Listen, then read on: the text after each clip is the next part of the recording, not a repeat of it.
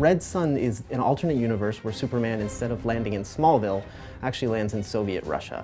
And it's the events of how he would have turned out had he been part of a communist country. The storyline is just one of the most intriguing ones. If he lands in Russia, is really what it's all about. And being able the ability to add an additional 20 missions to our already robust scenario mode, I think it's going to give the players a lot of enjoyment. I thought it was genius, actually, the whole idea of Superman landing in Soviet Russia and how that impacts the storyline. When we knew we were going to be able to do a lot of skins and DC kind of gave us the go-ahead, Red Sun would have been on the top of my list. So the Red Sun pack gets you 3 versions of our characters as if they were in this Red Sun universe. You get Superman, Wonder Woman, and Grundy. It also includes 20 Star Lab missions, which are these stories that take place throughout the Red Sun comic book arc. The Star Lab missions are pretty much the natural evolution of how we've done our challenge missions in the previous games. What we're doing this time around is focusing a lot more on unique individual missions where they're a lot more elaborate. So you get to do a variety of different things, whether it's play something like a 2D side-scroller for a mission or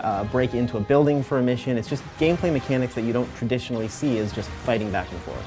So my favorite thing about the Red Sun design on Superman is the way they took what is still a traditional costume and really gave it this militarized feel. So there's the obvious design element of the hammer and sickle replacing the S for his shield. We hold the S shield for Superman in very high esteem, and it's interesting to see, the hammer and sickle put into that S shield, and I think the graphic of that is really cool. But you also get to see these sort of dark colors and these tight stitching on his collar that really makes him look like this militant figure. We use more of an S shields type belt for Superman, where I think in the comics it was a little more circular in design, and Wonder Woman had a type of matching belt in the comics. I think the color scheme is awesome, right? Because we have the black and the grays, and then you have that stark red against that. Red Sun Grundy doesn't actually exist in the comic book. We really wanted to expand the universe of Red Sun, so we picked a character that we thought would fit really well in there. So we added Grundy, who's this big communist sort of comrade friend. Red Sun Grundy has a few things that are different and I thought were really cool to add in that gave that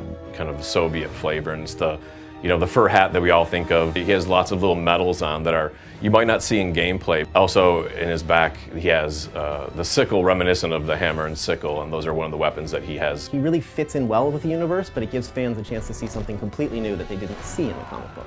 Everyone around here sort of knows that Superman is my favorite character, so even though it deeply pains me to see that hammer and sickle on his chest, he's my favorite because he'll give me a chance to really beat the crap out of this Soviet Superman.